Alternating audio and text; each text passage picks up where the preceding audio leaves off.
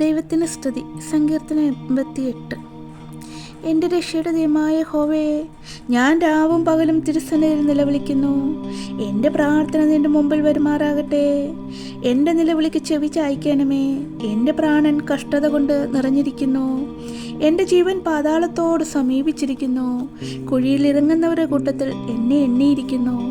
ഞാൻ തുണയില്ലാത്ത മനുഷ്യനെ പോലെയാകുന്നു, ശവക്കുഴിയിൽ കിടക്കുന്ന ഹതന്മാരെ പോലെ. എന്നെ മരിച്ചവരുടെ കൂട്ടത്തിൽ ഉപേക്ഷിച്ചിരിക്കുന്നു. അവരെ നീ പിന്നെ ഓർക്കുന്നില്ല.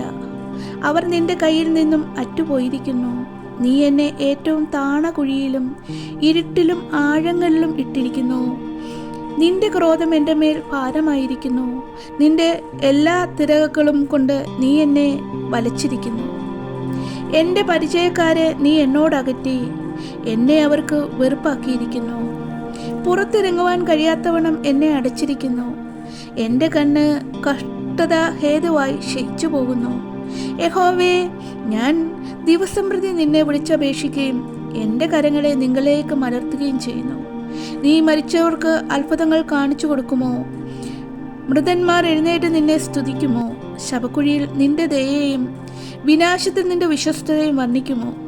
അന്ധകാരത്തിൽ നിന്റെ അത്ഭുതങ്ങളും വിസ്മൃതിയുള്ള ദേശത്ത് നിന്റെ നീതിയും വെളിപ്പെടുമോ? എന്നാൽ യഹോവേ, ഞാൻ നിന്നോട് നിലവിളിക്കുന്നു. രാവിലെ എൻ്റെ പ്രാർത്ഥന തിരുസന്നിധിയിൽ വരുന്നു. യഹോവേ, നീ എൻ്റെ പ്രാണനെ തള്ളിക്കളയുന്നത് എന്തിന്? നിന്റെ മുഖം എനിക്ക് മറയ്ച്ചു വെക്കുന്നത് എന്തിന്? ബാല്യം മുതൽ ഞാൻ അരിഷ്ടനും മരിപ്പാറായവനുമാകുന്നു. ഞാൻ നിന്റെ ഹോരത്വത്തെ സഹിച്ചു വലഞ്ഞിരിക്കുന്നു. നിന്റെ ഉഗ്രകോപം എൻ്റെ മീതെ കവിഞ്ഞിരിക്കുന്നു.